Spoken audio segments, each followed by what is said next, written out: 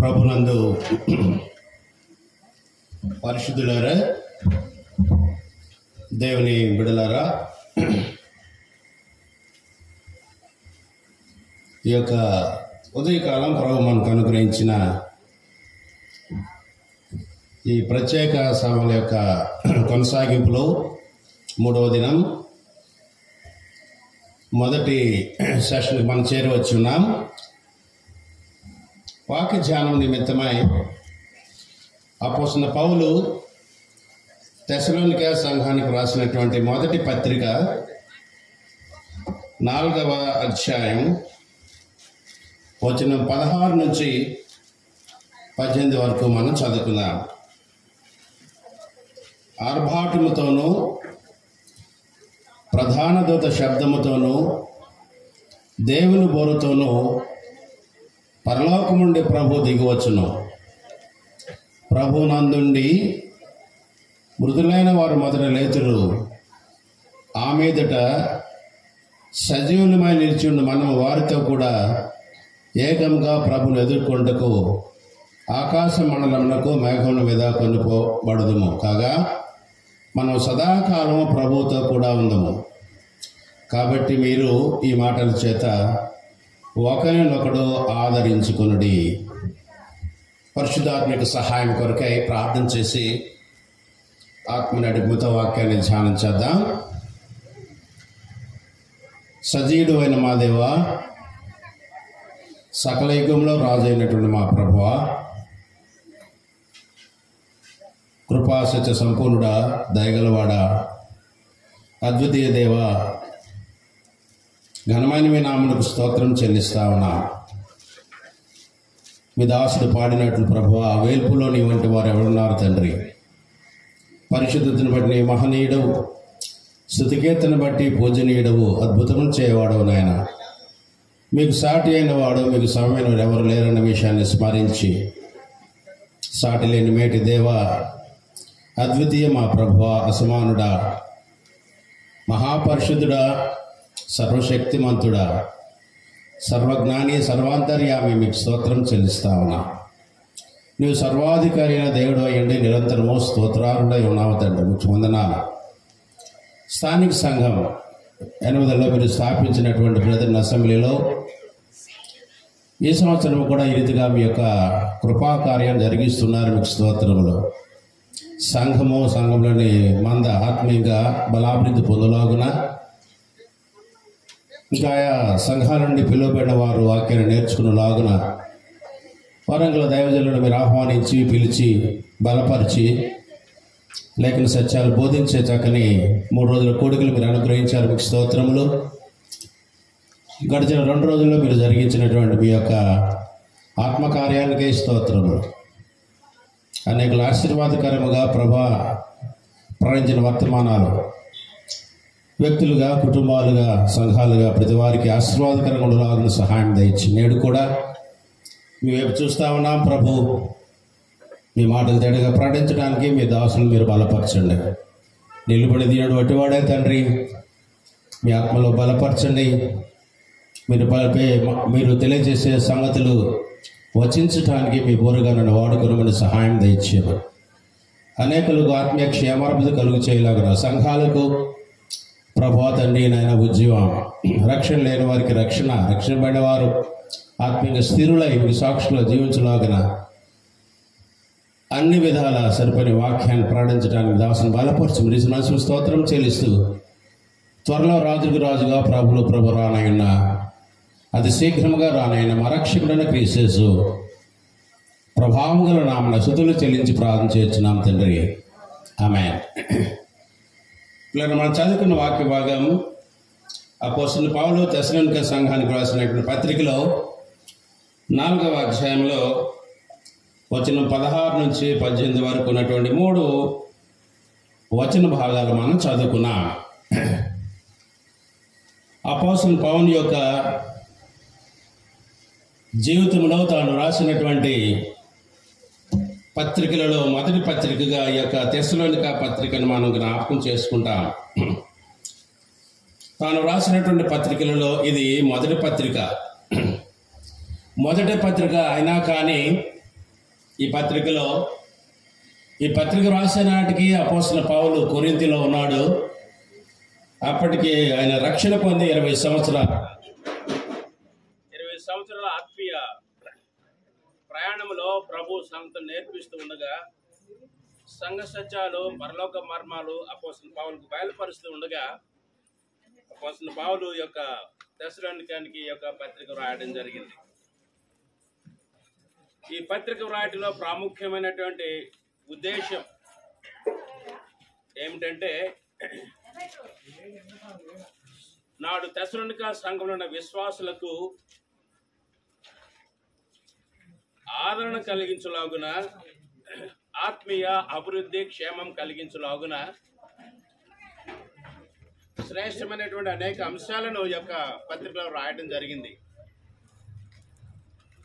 మనం ఎన్నుకున్నటువంటి వాక్య భాగమైనటువంటి 4వ అధ్యాయం 16 నుంచి 18 వరకు చూస్తే, అక్కడ ఉన్న వచనాల్లో సారాంశం ఏమిటంటే, నిరీక్షణ. ప్రభునందు విశ్వాసమించిన వారు వారి యొక్క జీవన గమనం ఈ లోకంలో కొనసాగుతూ ఉండగా, మరణించిన తర్వాత ఏం జరుగుతుంది అని భవిష్యత్ సంభవాలను గురించి అపోస్తలుడైన పౌలు నాడు తెస్సలోనిక సంఘంలో ఉన్న విశ్వాసులకు మర్మమైన సంగతులు, అవసరమైన సంగతులు వారికి నేర్పించడానికి ఒక పత్రిక రాశాడు. అపోస్తలుడైన పౌలట తాను సువార్త ప్రకటించి తాను కట్టిన సంఘాలలోని విశ్వాసులకు ప్రయోజనకరమైన ఏది కూడా బోధించకుండా ఆయన ఉండలేదట. ఎఫెసీయులకు రాసిన పత్రిక 20వ అధ్యాయంలో ఎఫెసీ సంఘానికి అక్కడ రాస్తా ఉంటాడు, ప్రయోజనకరమైనది ఏది కూడా నేను దాచుకొనక దినదినం నేను ప్రకటించాను అని ఇక్కడ కొనసాగుతుంటాడు. అక్కడ దీని అర్థం ఏంటంటే, ఆత్మలను రక్షించి, శిలువ స్వార్థ ప్రణించి ఆత్మలను రక్షించి రక్షింపబడిన వారికి ఏ విషయాలు ప్రయోజనకరమో వాటిని వారికి తెలియకుండా తెలియచేయకుండా ఆయన ఉండలేదట. ఇక్కడ కూడా 1 తెస్సలోనిక పత్రిక 4వ అధ్యాయం 13వ వచనంలో అక్కడ కూడా, ఇదిగో ఒక ప్రత్యేక విషయం తెలియకుండా నాకు ఇష్టం లేదు అని అక్కడ మాట్లాడుతూ ఉన్నాడు. అంటే ప్రయోజనకరమైన సంగతులు, పరలోకపు సంగతులు, ప్రభు సంగతులు విశ్వాసులైన వారు ఎరగాలని అపోస్తలుడైన పౌలు యొక్క ఉద్దేశం. ఆ మాట చదువుదామండి. తెస్సలోనిక రాసిన 1 పత్రిక 4వ అధ్యాయం 11వ వచనంలో, సహోదరులారా, నిరీక్షణ లేని ఇతరుల వల్ల మీరు దుఃఖించుకున్న నిమిత్తము నిద్రించిన వారిని గురించి మీకు తెలియకుండా నాకు ఇష్టమో లేదు. పౌలు యొక్క సంఘ కాపరిగా, ఆత్మీయ తండ్రిగా నమ్మిన విశ్వాసులు సంఘ సత్యాలను నేర్చుకోవాలి. అదే రీతిగా మరణించిన తర్వాత ఏం జరుగుతుందో, దీనినే బైబిల్ కాలేజ్ పరభాషలో ఎస్చెటాలజీ అంటాం. రాకడ శాస్త్రం, లేకుంటే మరణానంతం జరిగే సంగతుల గురించేటువంటి శాస్త్రం, ఎస్చెటాలజీ. ఇక్కడ అంటా ఉన్నాడు, ఆ దినాల్లో తెస్సలోనిక సంఘంలో కొత్తగా కట్టబడినటువంటి సంఘం, నూతనంగా కట్టబడిన సంఘం, ఆ సంఘంలో ఉన్న వారికి కొందరికి కొన్ని అనుమానాలు ఉన్నాయి. ప్రభు త్వరగా రానాయన్నాడు, నమ్మిన విశ్వాసం ఉన్నాయన ప్రభా మరి బోరతోనూ ఆర్భాటముతోనూ ప్రధాన దూత శబ్దంతోనూ దేవుని బోరుతోనూ పరలోకం నుండి దిగివచ్చి ప్రభు ఏ రీతిగా సంఘాన్ని ఆయన పిలుచుకుంటాడు మధ్యాకాశానికి, ఆ సంగతులు వారికి తెలియజేశాడు. వారు విన్నారు. అయితే విన్న విశ్వాసులు ప్రభు రానాయన్నాడు, మనల్ని మధ్యాకాశం తీసుకెళ్తాడు, మనం ఎత్తబడే గుంపులో ఉన్నాం, మనం తదుపరి సదాకాలం ప్రభుతో కూడా పరలోకంలో ఉండేటువంటి నిరీక్షణ కలిగిన వారు ఉండగా, కొందరిలో ఒక అనుమానం ఉన్నది. అదేమిటంటే,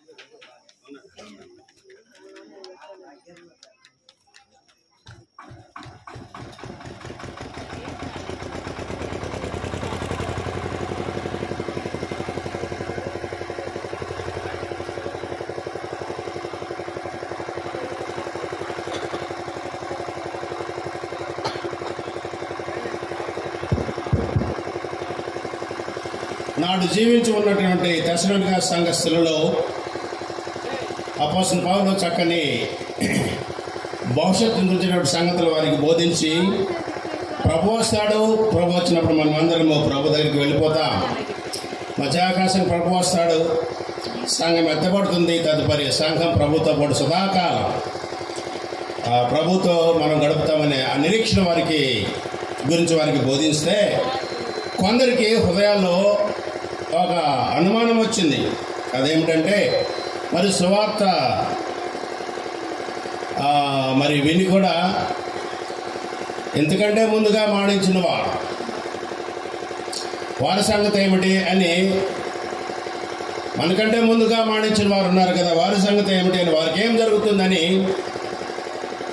వారి హృదయాల్లో ఆలోచన ఉంటే, వారి హృదయాల్లో కలవరం ఉంటే ఆ కలవరాన్ని తీసివేయడానికి అపోస్తలుడైన పౌలు ఈ పత్రికలో 4వ అధ్యాయాన్ని ప్రత్యేకంగా కేటాయించి ఈ యొక్క 4వ అధ్యాయంలో ఆయన చక్కని ఆదరణతో కూడిన మాటలు నాటి సంఘస్థులకు ప్రకటిస్తూ ఉన్నాడు. ఆదరణ ఏంటంటే ఇంగ్లీష్లో హీలింగ్ హోప్ అంటాం. వారు గుండె చెదిరిన వారై ముందుగా తమకంటే ముందుగా ఇంతకు ముందుగా చనిపోయినటువంటి వారి యొక్క గతేమిటి, వారికి ఏమవుతుంది, వారు ఎత్తబడే గుంపులో ఉంటారా, వారి పరిస్థితి ఏంటి అని వారు ఆలోచన కలిగి ఉంటే, వారు ఆందోళన ఉంటే కృపగల దేవుడు మర్మములో అపోస్తలుడైన పౌలుకు బయలుపరిచి పౌలు ద్వారా ఈ 4వ అధ్యాయంలో 18వ వచనంలో కాబట్టి మీరు ఇట్టి మాటల చేత ఆదరించుకొనుడి, మీరేం భయపడనక్కర్లేదు, ప్రభు కృపగలవాడు, మీకు ఈ మర్మాన్ని మీకు తెలియజేస్తారని చెప్పి అపోస్తలుడైన పౌలు ఈ 4వ అధ్యాయంలో ఆదరణ కలిగించే ఒక నిరీక్షణ గురించిన సంగతిని వాళ్ళు తెలియజేస్తూ ఉన్నాడు.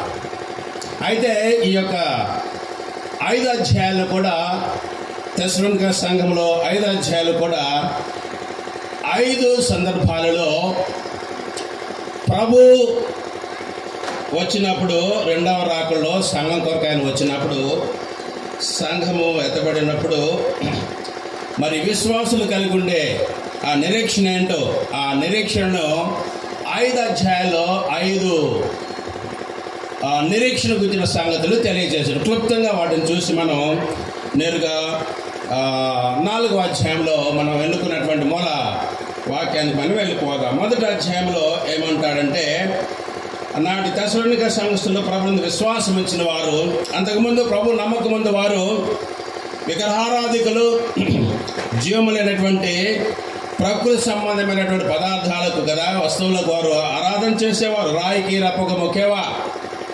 అలాంటి వారికి యేసుక్రీస్తు ప్రభువారు జీవము గలవాడని, ఆయన సజీవుడని, ఆయన సత్యవంతుడని, ఆయన నమ్ముకున్న వారికి నిత్య జీవమని, జీవమైనటువంటి ఆ యొక్క నిర్జీవమైనటువంటి ప్రకృతిలోని వస్తువులను ఆరాధించడం వల్ల ప్రయోజనం లేదని అపోస్తలుడు పౌలు వారికి తెలియచేయగా, వారు అపోస్తలుడు పౌలు తెలియజేసినటువంటి యొక్క చక్కని సువార్తను, యేసుక్రీస్తు ప్రభువారు జీవము గల దేవుడు, ఆయన సజీవుడైనటువంటి దేవుడు, ఆయన మాటలో శక్తి ఉన్నది, జీవం ఉన్నది, ఆయన మాటలో ప్రభావం ఉన్నది. ఆయన పాపుల కొరకే పరలోకం భూలోకం దిగొచ్చి శిలువలో తన ప్రాణం ధారపోసి మానించి ఆ రీతిగానే ఉండలేదు, కానీ 3 రోజులు సజీవుడుగా తిరిగి లేచినట్టు జీవము గల దేవుడని వారికి సువార్త ప్రకటించగా, ఏ రీతిగా ప్రభువారు జీవము గలవాడు, ఆయన మన పునరుద్ధానాన్ని విశ్వాసపరిచిన వారు కూడా ఆయన వలె సజీవులుగా చేయబడతారని అపోస్తలుడు పౌలు సువార్త వారికి తెలియజేయగా, వారు సువార్తను నమ్మారు. వారు నమ్మడానికి మూలమైనటువంటి ముఖ్యమైన కారణం ఏంటంటే క్రీస్తు ప్రభువారి యొక్క పునరుద్ధానం. క్రీస్తు ప్రభువారు అందరి వలె ఆయన మరణించి ఆ రీతిగా సమాధిలో ఉండలేదు, కానీ ఆయన మరణించింది పాపుల కొరకై, పాపికి రక్షణ కలుగు చేయడానికి, నశించిన మానవుడు రక్షించడానికి ఈ లోకానికి యేసుక్రీస్తు ప్రభువారు మానవుల యొక్క పాప క్షమాపణ కొరకై, పాపి యొక్క విమోచన క్రయధనంగా శిలువలో తన ప్రాణం ధారపోవడానికి ఈ లోకానికి వచ్చాడని అపోస్తలుడు పౌలు వారికి సువార్త తెలియచేయగా, యేసుక్రీస్తు ప్రభువారి జన్మ పాపులను పరిశుద్ధులుగా మార్చడానికి, యేసుక్రీస్తు ప్రభువారి యొక్క మరణం పాపులను పాప బంధకాల నుండి విమోచించడానికి, ఆ పాప బంధకాలను విమోచించడానికి క్రీస్తు ప్రభువారు తన ప్రాణాన్ని ఎలాగా ధారపోసాడో కూడా వారికి తెలియచేసి సువార్త తెలియజేయగా వారు నమ్ముకున్నారు. నమ్ముకున్నట్టు వారు ప్రభులో నిలిచి ఉన్నారు. ఇప్పుడు 1వ అధ్యాయం 10వ వచనంలో వారు ఆకాశం వైపు ప్రభు ఏ రీతిగా నిరీక్షణగా ఎదురు చూస్తున్నారో చూద్దాం. దీనినే వారికి ఉన్నటువంటి మొదటి అధ్యాయంలో 1వ అధ్యాయం 10వ వచనంలో మాటకు ఏమని పేరు పెట్టుకోవచ్చంటే హెవెన్లీ హోప్ కదా. ప్రభు నమ్ముకున్న వారు ఇక ప్రభు నేడు రేపు రానైనట్టు చెప్పేవారు పరలోక నిరంతరం వారు తేరి చూస్తూ ఉన్నారట. నిజమే, ఓ రాశి మంచిదే. మన జీవము పరలోకమందు క్రీస్తు యేసునందు భద్రపరచబడి ఉన్నది. మన పేర్లు పరలోకల జీవగ్రంథమందు రాయబడి ఉన్నాయి.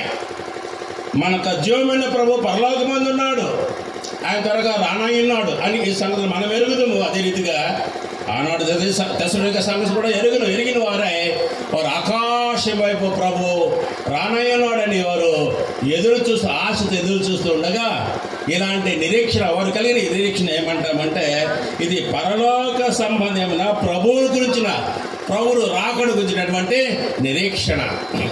ఈ రీతిగా ఈ యొక్క 5 అధ్యాయాలు కూడా 5 సంగతులు నిరీక్షణ గురించి అపోస్తలుడు పౌలు రాస్తూ ఉన్నాడు.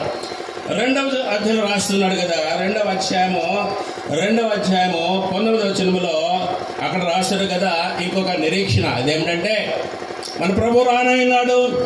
ఆయన వచ్చినప్పుడు ఆయన ఎదుట నేను మహిమ పొందుతా, ఘనత పొందుతా, నాకు అతిశయం కిరీటం దొరుకుతుంది, నా అతిశయం కిరీటం మీరే అని అపోస్తలుడు పౌలు ఏ రీతిగా ప్రభు వచ్చినప్పుడు తాను ఏ రీతిగా ప్రభు వలన సువార్త ప్రకటించి ఆత్మలను రక్షించి సంఘాన్ని కట్టి సంఘాన్ని బలపరుస్తున్నట్టు పౌలు ఏ రీతిగా మరి ప్రశంస పొందుతాడో, ప్రభావం పొందుతాడో అక్కడ 2వ అధ్యాయం 19లో రాస్తూ ఉండగా ఆ మాట చదువుదామండి. అదేమిటంటే ఎలైనగా మా నిరీక్షణ అయినను ఆనందమైనను అతిశయ కిరీటమైన ఏది మన ప్రభువైన యేసు యొక్క రాకడ సమయమందు ఆయన ఎదుట మీరే కదా, నిశ్చయముగా మీరే మా మహిమయు ఆనందమునై ఉన్నారు. కనుక ప్రభు రాకడ, ప్రభు వచ్చినప్పుడు కదా ఎరుదుగా రక్షించబడి తెస్సలోనిక సంఘస్థులను చూచి బలపరచబడి స్థిరపరచబడి ప్రభువుకు ఎదురు చూసే ఈ సంఘస్థులు కదా వారి నిరీక్షణ ప్రభువారు చూచి ఈ సంఘాన్ని కట్టినటువంటి ఆత్మీయ తండ్రి కదా ఆ పౌలును ప్రభువారు ప్రశంసించేవాడుగా ఉన్నాడు. ఆయనకు ఒక అతిశయ కిరీటం పెట్టేవాడుగా ఉన్నాడు. ఇది అపోస్తలుడైన పౌలుకి ఆనందం. కాబట్టి 2వ అధ్యాయానికి మనం ఇలాగ పేరు పెట్టుకోవచ్చు. ఏంటంటే హ్యాపీ హోప్ కదా, ఆనందకరమైనటువంటి నిరీక్షణ. అపోస్తలుడైన పౌలుకు ఆనందం, ప్రభు వచ్చినప్పుడు ప్రశంస పొందాడు. అసలు విశ్వాసులు అందరూ కూడా ప్రభు వచ్చినప్పుడు కదా, ఈ లోకాన్ని వేడి కదా, ఈ లోకంలో పాపాన్ని వేడి, ఈ లోకంలో ఉన్నటువంటి శరీరాశ, నేత్రాశ, జీవడంబాలను వేడి కదా, ఈ లోకాశలను వేడి, ఈ లోకంలో ఉన్నటువంటి ప్రతి శోధనను, ప్రతి శ్రమను కదా వదిలివేసి ప్రభు దగ్గరికి విశ్రాంతి పొందడం మనం వెళ్తాం కనుక మనకందరికి ఆనందమే. ఆనాడు వారికి కూడా ఆనందం కనుక 2వ అధ్యాయంలో చెప్పిన నిరీక్షణ ఏంటంటే ఆనందముతో కూడిన నిరీక్షణ. 1వ అధ్యాయంలో ఏమో పరలోక సంబంధమైనటువంటి నిరీక్షణ. పరలోకంలో మా ప్రభువు నడుతుడు రానాయన్నాడు. మేము ఈ లోకి చెందిన వారం కాదు, మేము మోచించబడిన వారం. ప్రభు మన మరణం జములకు దాటింప చేశాడు కనుక మేము ప్రభుకు చెందిన వారు అని రానాయన్నాడు. మేము పరలోకానికి వెళ్తామని వారు ప్రభువే పరలోకమే చూస్తూ ప్రభు కొరకే జీవిస్తూ ఉన్నారు. బహుశా ఈ లోకలు జీవిస్తూ నిజంగానే ఈ లోకానికి చెందిన వారుగా, ఈ లోకంలో యాత్రికులుగా, ప్రయాణికులుగా, పరదేశులుగా ప్రభు కొరకే ప్రత్యేకంగా జీవించారేమో, పవిత్రంగా జీవించారేమో, ప్రభు సాక్షులుగా జీవించారేమో. ఆనాడు వారు అలాగా జీవించాడు. మరి ఈనాడు నీ సంగతి, నా సంగతి ఏమిటి? ఇది మనకు సవాలే కదా, ఇది మనకు మాదిరే కదా సంఘం. ఆ సంఘంలో మనం ఇలాంటి మాదిరి నేర్చుకుంటూ ఉన్నాం. వారు ఆకాశం ఎదురు చూస్తున్నారు. నీవు నేను కూడా ప్రభు రాకడ కొరకే మనం ఎదురు చూస్తూ ఉన్నాం. 2వది ఆనందం. ప్రభు వచ్చినప్పుడు ఆనందం, సంతోషం కదా. ఈ యొక్క శిథిలమైన దేహాలు కదా, ఈ యొక్క మర్చమైన దేహాలు అమర్చదులు దంచుకుంటాయి కదా. ఈ యొక్క మరి మహిమలేని దేహాలు కదా, మహిమ దేహాలుగా మర్చమని దేహాలు అమర్చతలు సంతరించుకొని కదా మనం ప్రభువును పోలి పరలోకానికి వెళ్తాం. ఆనందమే. ఇట్టి నిరీక్షణ ఈ లోకంలో ఏ మతము కూడా కలిగి లేదు, కానీ క్రైస్తవ్యానికి ఈ యొక్క నిరీక్షణ ఉన్నది కదా. ఆనందముతో కూడిన నిరీక్షణ కదా, పరలోక సంబంధమైన ప్రభువును కూర్చున్నటువంటి నిరీక్షణ. ఇందాక 4వ అధ్యాయంలో చూసాం కదా, ఆ హృదయాన్ని ఆదరించే నిరీక్షణ, కన్నీటిని తుడిచే నిరీక్షణ, వెన్ను తట్టే నిరీక్షణ, బలపరిచే నిరీక్షణ. మీరెందుకు నిద్రించున్న వారిని గురించి మీరు దుఃఖపడతారు? దుఃఖపడవద్దు. ప్రభు వస్తాడు, మధ్యాకాశానికి వస్తాడు. ఆయన ఎలాగొస్తాడు? 3 శబ్దాల గురించి 16వ వచనంలో రాశాడండి కదా. ఆర్భాటముతోనూ, ప్రధాన శబ్దంతోనూ, దేవుని పూర్తోనైన మధ్యాకాశానికి వచ్చినప్పుడు కదా సంఘము ఎత్తబడుతుంది, పరిశుద్ధులు ఎత్తబడతారు. వచ్చినప్పుడు సమాధిలో ఉన్న వారు మొదలు లేస్తారు. ఇది అపోస్తలుడు పౌలు ఇక్కడ చెప్తున్నది 4వ అధ్యాయంలో. మీరు అనుకుంటున్నారే ఇంతకుముందు చనిపోయిన వారికి ఏమవుతుందని, నేను చెప్తున్నా వినండి. ఇది నా విషయం కాదు, ప్రభు నాకు బయలుపరిచిన ఆత్మీయ సంగతి కదా. నాకు ప్రభు ఏం బోధించాడో, నేనేమి నేర్చుకున్నానో ప్రభు పాదాల దగ్గర, ప్రభు నాకేమి బయలుపరిచాడో పరలోకాన్ని గురించి. నేను భూలోకంలో ఉండి కూడా పరలోక సంగతిని రగ్గలంటే ప్రభు కృపే. పరలోక మర్మాలు ప్రభు నాకు బయలుపరచడం మీకు రాస్తూ ఉన్నా కనుక నిద్రించిన వారిని గురించి మీరు దుఃఖపడినాకరా లేదు. వారు ప్రభు వచ్చినప్పుడు మొదటిగా ప్రభు నందుండి నిద్రించిన వారు తిరిగి లేస్తారు కదా. ప్రభు నుండి నిద్రించిన వారు తిరిగి లేస్తారు. తర్వాత సజీవులుగా లేచిన మనము ఈ దేహాలు మార్చబడిన వారమై మహిమ దేహాలుగా మార్చబడే ప్రభువుని మధ్యాకాశంలో కలుసుకుంటాం. కాబట్టి ఇంటి నిరీక్షణ కలిగి మీరు ఆదరణ కలిగి ఉంటే నేను ఆదరణతో నిరీక్షించే వారు తెలియజేస్తూ ఉన్నాడు. అది 3వది. 4వ నిరీక్షణ చూద్దాం. తెస్సలోనికీయులకు రాసిన పత్రిక 3వ అధ్యాయంలో 4వ నిరీక్షణ అదేంటంటే ప్రభు వస్తాడు, మన పరలోకానికి వెళ్తాం. అక్కడ ప్రభువుతో పాటు సదాకాలం పరిశుద్ధులుండే లోకంలో మనం ప్రభువుతో పరిశుద్ధంగా ఆ పరిశుద్ధుల లోకంలో, పరిశుద్ధులు నివసించే లోకంలో కదా, సజీవులు నివసించే లోకంలో మనం సజీవులకు చేర్చబడ్డాం. మనం వెళ్ళేది సజీవులుండే లోకం. అక్కడ సజీవులు, పరిశుద్ధులు, నీవు నేను కూడా నిరంతరం పరిశుద్ధులు మనము కొనసాగుతాం. కనుక మనకున్న నిరీక్షణ ఏంటంటే, ఆనాడు తెస్సలోనిక సంఘస్థులు కూడా ఒక నిరీక్షణ ఏంటంటే మరి అదేంటో హోలీ హోప్ కదా, పరిశుద్ధమైన నిరీక్షణ. ఈ లోకంలో ఉన్నప్పుడు పరిశుద్ధంగా జీవించాలని ప్రభు మనకు కదా తన గ్రంథాన్ని ఇచ్చాడు. రక్షించినప్పుడు తన పరిశుద్ధంగా మనకు ఆపాదించాడు కదా. మనం ప్రాక్టికల్గా ప్రభు కొరకు జీవించాలని నేను వాక్యాన్ని ఇచ్చి కదా, ఆ వాక్యాన్ని హృదయంలో భద్రపరచుకుంటే పరిశుద్ధంగా జీవించడానికి మన చక్కని వసతులు ఏర్పాటు చేశాడు. పరిశుద్ధాత్మ నడిపింపు మనకు అనుగ్రహించాడు. సంఘ సహవాసాన్ని ఇచ్చాడు కదా. పరిశుద్ధంగా జీవించాలని ప్రభు యొక్క ఉద్దేశం. ఈ లోకంలో నేను పరిశుద్ధం కదా, మీరు సమస్త ప్రవర్తన పరిశుద్ధమైన ప్రభు మాట్లాడిన సంగతి మనం వెలుగుదము. కనుక అపోస్తలుడు పౌలు వాళ్ళకి రాస్తా ఉన్నాడు కదా 3వ అధ్యాయంలో, ఆ మాట కూడా చదువుదామండి.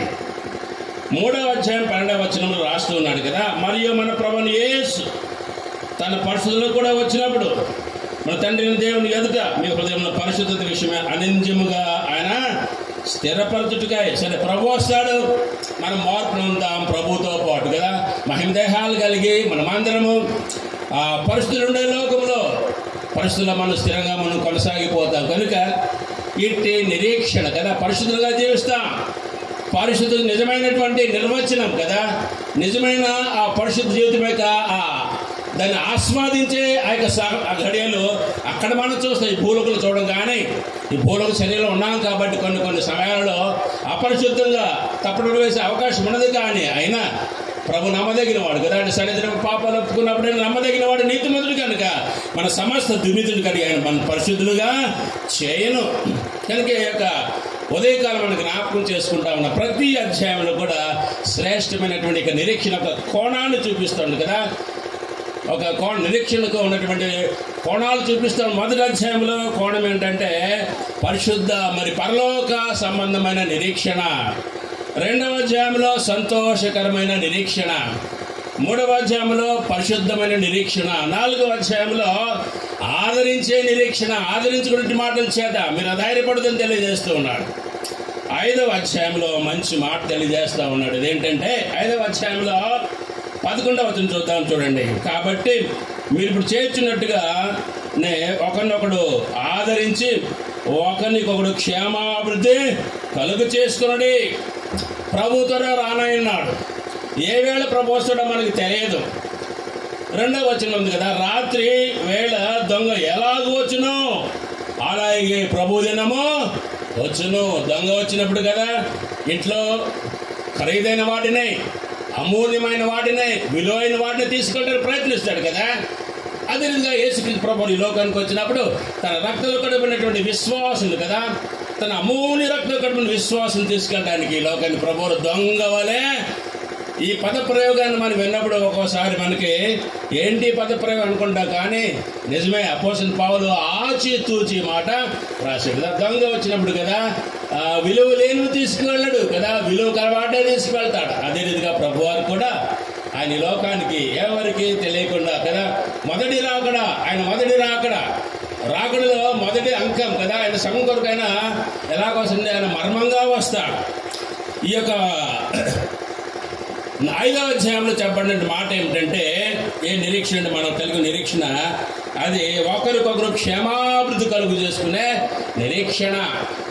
నిజమేనా? ప్రభు బిడ్డలం, ప్రభు దొంగవలే రానయ్యున్నాడు. ఏ సమయం ప్రభు వస్తాడో మనకి తెలియదు. కనుక మనమందరము సంఘమనే శరీరంలో మన అవయవాలు కదా, ఒక అవయవము ఇంకో అవయవానికి సహకరించుకుంటూ ఒకరి యొక్క యోగక్షేమాలు తెలుసుకుంటూ ఒకరికొకరు ప్రార్థన చేస్తూ ఒకరి కష్ట సుఖాలు ఒకరు పాలు పంపులు పొందుతూ సంఘంలో ఉన్న విశ్వాసులు శరీరంలో ఉన్నటువంటి అవయవాలు రీతిగా ఒకదానికొకటి పరామర్శించుకుంటాయో అన్నీ కూడా శిరసేన ప్రభుని హత్తుకొని ఉంటాయో, అదే మనం కూడా సంఘంలో దేవుని బిడ్డలం శిరసేన ప్రభుని హత్తుకొని క్షేమాభివృద్ధి కలిగిన వారమై ప్రభు కొరకు మనం ఎదురు చూడాలి. దీనినే ఏమంటామంటే క్షేమాభివృద్ధి కలిగించే నిరీక్షణ. ఈ రీతిగా 5 అధ్యాయాలు 5 శ్రేష్టమైనటువంటి నిరీక్షణ నుంచి రాస్తా ఉన్నాడు కదా.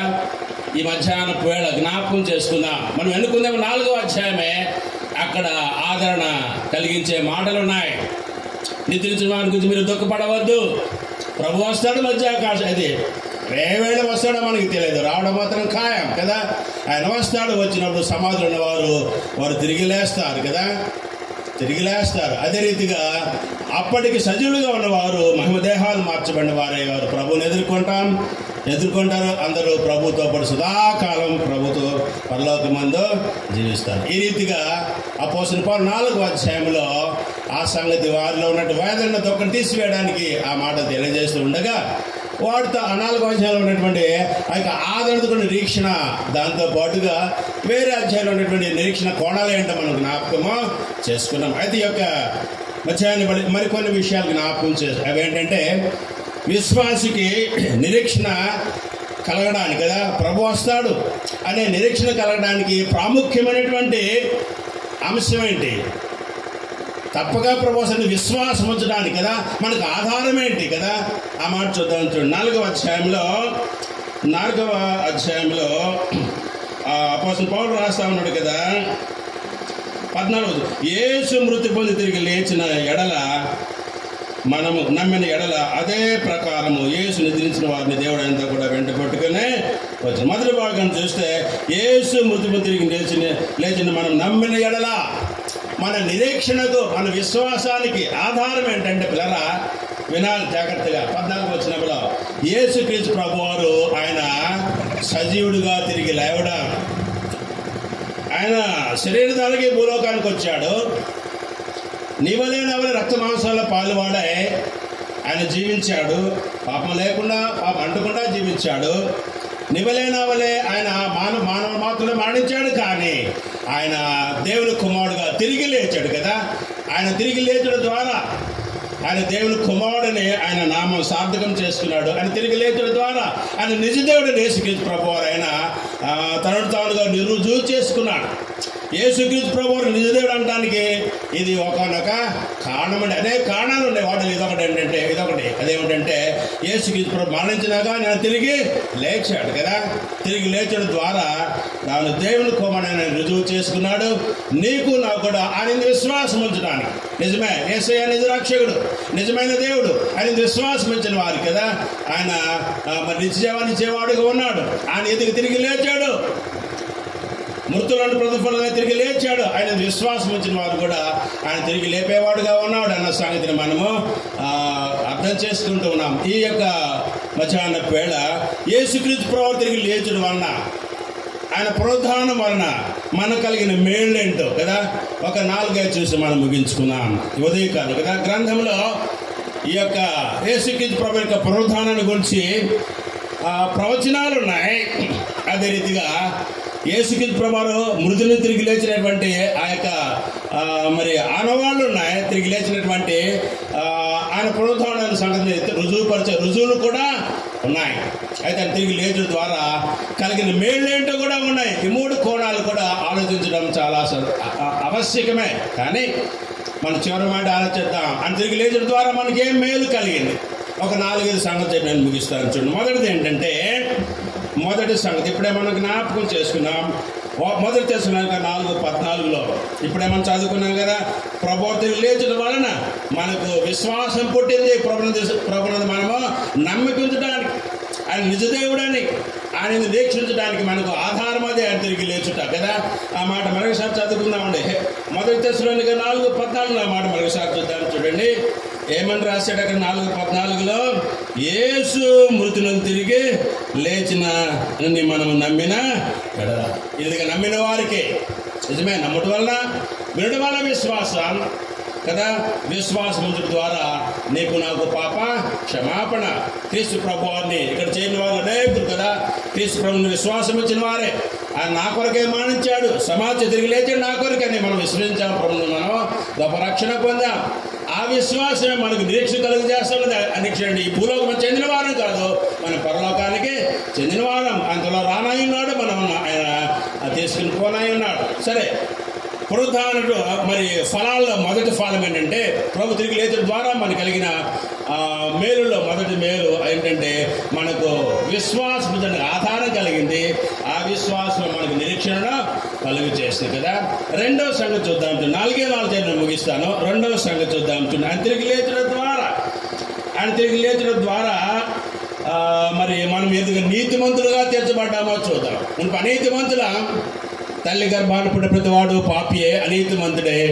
అయితే అనీతిమంతులు కదా నీతిమంతులుగా చేయడానికి, అంటే పాపులను పరిశుద్ధులుగా చేయడానికే క్రీస్తు ప్రభువారు శిలువలో తన ప్రాణమును బలిగా పెట్టాడు. ఈ మాట చూద్దాం. రోమపత్రిక 4:25 చూస్తే, రోమపత్రిక 4:25 చూస్తే అక్కడ యేసుక్రీస్తు ప్రభువుగా మానమెందుకో ఆయన ఎందుకు తిరిగి లేచాడు ఆ మాట అక్కడ అపోస్తలుడు పౌలు రాస్తున్నాడు. 4:25 రాస్తున్నాడు కదా, ఆయన మన అపరాధము నిమిత్తము అప్పగింపబడి మనం నీతిమంతులుగా తీర్చబట్టగా లేపబడను కదా.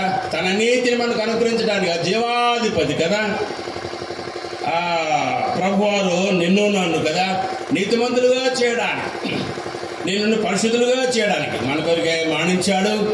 అయితే మన కొరికి తిరిగి లేచడం వలన మనకు కలిగిన ప్రయోజనం, మనం పొందిన ఫలం, రెండవ ఫలం కదా, నీతిమంతులుగా మనము తీర్చబడ్డాం. మూడో సంగతి చూద్దాం. అదేమిటంటే ఆయన తిరిగి లేచడం ద్వారా ఆయన దేవుని కుమారుడు అని ఆయన తన నామాన్ని రుజువు చేసుకున్నాడు. రోమాపత్రిక 1:4 రోమాపత్రిక 1:4 రోమాపత్రిక 1:4 వ్రాయబడిన మాట 2:7 కలిసి ఉన్నాయి. మధ్యలో నేను చదువుతా ఉన్నా మధ్య వచనాల్లో. దేవుడు తన కుమారుడు ప్రభువైన యేసుక్రీస్తు విషయమై నా సువార్తను పరిశుద్ధ లేఖనములు యందు తన ప్రవక్తల ద్వారా ముందు వాగ్దానం చేసెను. యేసుక్రీస్తు ఇక్కడ నుంచి శరీరం బట్టి దావీదు సంతానం గాను మృతుల నుండి పునరుద్ధరణైనందున పరిశుద్ధమైన ఆత్మ దేవుని కుమారుడు ప్రభావంతో నిరూపింపబడి తాను మృతుని తిరిగి లేచడం ద్వారా క్రీస్తు ప్రభువారు కదా తన దేవుని కుమారుడిని ఆయన రుజువు చేసుకున్నాడు. ఈ భూలోకంలో మనుష్య కుమారుడు కదా. అయితే అంతకుముందు పరలోక దేవుని కుమారుడు, అద్వితీయ కుమారుడు, దేవుడు రమ్మను ఆనుకున్న అద్వితీయ కుమారుడు, తండ్రి కుమార పరిశుద్ధాత్ములు కదా తృప్తమైనటువంటి ప్రభువారు. ఆయన నిజదేవుడని నిజం కలవాడని ఆయన తన నామాన్ని సార్థకము చేసుకున్నాడు. చివరిగా 4వ మాట చూసి మనం ముగించుకుందాం. అదేమిటంటే ఆయన తిరిగి లేచడం ద్వారా మనము ప్రభు కొరకై ఆత్మీయ ఫలాలు ఫలించులాగున ప్రభు మన కొరకైనా మనల్ని మార్చివేసి తన కొరకే ఆత్మీయ ఫలాలు ఫలించులాగున ప్రభు మనల్ని ఆ రీతిగా రక్షించుకున్నాడు అన్న చూద్దామండి. అది ఎక్కడంటే రోమాపత్రిక 7:4 చూద్దాం. రోమాపత్రిక 7:4 చూస్తే, కావున నా సహోదరులారా మనం దేవుని కొరకు ఫలములను ఫలించినట్లు మృతులను లేపని యేసుక్రీస్తు అను వేరొకరిని చేరుడికే మీరు ఆయన శరీరం ద్వారా ధర్మశాస్త్ర విషయమై మృతులైతిరి అని అంటా ఉన్నాడు కదా. కాబట్టి మన దేవుని కొరకు మనం ఫలం ఫలించినట్టు అంట మృతులను యేసుక్రీస్తు ప్రభు తిరిగి లేచాడు. నిన్ను నన్ను రక్షించాడు, మనల్ని నోదృష్టిగా చేశాడు. క్రీస్తు యేసును మన నోదృష్టిగా చేశాడు. నిన్ను నన్ను కూడా మన ప్రభు కొరకు ఆత్మీయ ఫలాలు ఫలించాలంట. ద్రాక్షవల్లిని నేను, తీగలు మీరు కదా. నేను నిజమైన ద్రాక్షవల్లిని, తీగలు మీరు. ఎవరు నా యందు నిలిచియుండునో నేను ఎవరైతే నిలిచిన వాడు బహుగా ఫలించును. నాకు వేరుగా ఉండి మీరేమియో చేయరు. కనుక ప్రభు తిరిగి లేచింది ఎందుకంటే మనం రక్షించడానికి. రక్షించి నీవు నేను కూడా ప్రభు కొరకై ప్రభు కోరిన ఆత్మీయ ఫలాలు ఫలించలాగిన శూలమ్మెతి కనుక ఏ రీతిగా నేను నా ప్రియుని దాడను, నా ప్రియుడు నావాడు, నా ప్రియునికి శ్రేష్టమైన ఫలాలను నేను ఫలిస్తా. ఆయనకి ఏమి ఇష్టమో నేను ఎరుగుదును, ఆ శ్రేష్టమైన ఫలాలు నేను నా ప్రియునికి నేను సిద్ధపరుస్తున్న శూలమ్మెతి కదా ప్రయాసపడుతుంది ఆ యొక్క గ్రంథంలో కదా. అదే రీతిగా నీవు నేను కూడా మన జీవితాల్లో మనం ఎలాంటి ఆత్మీయ ఫలాలు ఫలించాలో దేవుడు ముందుగానే మరొకరికి వ్రాంచిన సంగతి ఎరుగుతుంది కదా. గలతీ రాసిన పత్రిక 5వ అధ్యాయంలో కదా ఆత్మఫలమేమనగా అని ప్రారంభిస్తుండగా ఆ మాట చూసి ముగించుకుందామండి. గలతీ రాసిన పత్రిక 5వ అధ్యాయం 22వ వచనంలో ఆత్మఫలమేమనగా ప్రేమ, సంతోషం, సమాధానం, దీర్ఘశాంతం, దయాళత్వం, మంచితనం, విశ్వాసం, సాత్వికం, ఆశానిగ్రహం అని 9 శ్రేష్టమైనటువంటి మారిన విశ్వాసులో మార్పు నొందిన హృదయంలో జనించేటటువంటి ఈ జీవితం కదా, ఈ యొక్క ప్రవర్తన కదా. ఇవన్నీ ప్రవర్తన నియమావళి అండి. ఈ 9 రకాల ప్రవర్తన కదా మనం కలిగి ఉండాలని ప్రభు కోరుకుంటా ఉన్నాడు కదా. మొదటిది ఏంటంటే ప్రేమ ప్రభు నుండే మనం నేర్చుకుంటాం. మనం మొదట ఆయన ప్రేమించలేదు కానీ ప్రభు అని కదా. మనం దురస్తులం, భక్తిహీనులం, శత్రువులం అని విరోధంగా జీవించిన వారం అయినా కానీ ప్రభు మనల్ని ప్రేమించాడు. ప్రేమ స్వరూపి. నీ నా పాపాలకు ప్రచితాలు పలికి అర్పించబడి నీ నా దోషాలు కడిగి వేశాడు కదా. నీకు నాకు ప్రేమ అంటే ఏంటో నేర్పించాడు. ఆయన ప్రేమను గురించి పరమగీతాలు అంటది కదా, ఆ సముద్ర అగాధ జలములు ఆ ప్రేమను అర్పజాలవు. సముద్ర అగాధ జలాలు లోతు కంటే లోతైన ప్రేమ క్రీస్తు ప్రభు వారి యొక్క ప్రేమ. ఆకాశం ఆకాశాల ఉన్నత కంటే ఉన్నతమైన ప్రేమ దేవుని యొక్క ప్రేమ. సరే, ఈ రీతిగా పిల్లరా 9 విధాల మారిన విశ్వాస గుణలక్షణాలకు రాస్తూ ఉండగా పిల్లరా ఇవన్నీ మనం సంతరించుకొని కదా, నేర్చుకొని వాటిని మనల్ని అనుసరిస్తూ ప్రభుకు సంతోషం కలిగించాలని ప్రభువారు కదా నీ కొరికే నా కొరికే ఆయన తిరిగి లేచాడు. అఫ్కోర్స్ తిరిగి లేచాడు, మరి రక్షణ ఇచ్చాడు. కథపడే గుంపులో మనం ఉన్నాం. అయితే భూమిలో జీవిస్తున్న మన బాధ్యత కూడా ఉన్నది కదా. ఆ బాధ్యత ఏంటంటే ఇదిగో ప్రభు కొన్న ఆత్మీయ ఫలాలు ప్రభు కొరకు మనము ఫలించాలి. మనము అర్థం చేసుకున్న నిరీక్షణ కదా గట్టిగా పట్టుకుని మురుపు నిరీక్షణ లేని వారు రక్షణ పొందక ముందు ప్రభు నమ్మక ముందు మనం నిర్దేవులం అంటే శిరస్సు పెద్దలు ఉండదు కదా, నిర్దేవులం నిరీక్షణ లేని వారం కదా. మరి అలాంటి స్థితిలో నీవు నేను ఉండగా ప్రభు వారు కదా నిన్ను నన్ను ఏర్పాటు చేసుకున్నాడు, నిత్య జీవాన్ని మనకు అనుగ్రహించాడు, మనకంటూ ఒక చక్కని నిరీక్షణ మనకు అనుగ్రహించాడు కదా. ఆ నిరీక్షణ అది ఏమి నిరీక్షణ ఒక్క మాట చెప్పి నేను ముగిస్తాను. మొదటి పేతురు పత్రిక 1వ అధ్యాయంలో జీవముతో కూడిన నిరీక్షణ. ఇప్పుడు చాలా ఉన్నాయి ఇలాంటి నిరీక్షణలు చెప్పే సమయం లేదు కానీ ముగిస్తా ఉన్నా. ఇలాంటి నిరీక్షణ ప్రభు మనకు అనుగ్రహించి ఉండగా మన సజీవుల దేశానికి వెళ్ళనాయి ఉన్నాం కదా, ప్రభు రానాయి ఉన్నాడు కదా. ఈ జీవంతో నిరీక్షణ కలిగిన వారమై కదా ప్రభు కొరకే మనం ఈ లోకంలో జీవిద్దాం. ప్రభు కోరినట్లుగా ఆత్మీయ ఫలాలు ప్రభు కొరకే మనము ఫలించడానికి జీవించడానికి ప్రభు సహాయం దయచేయండి.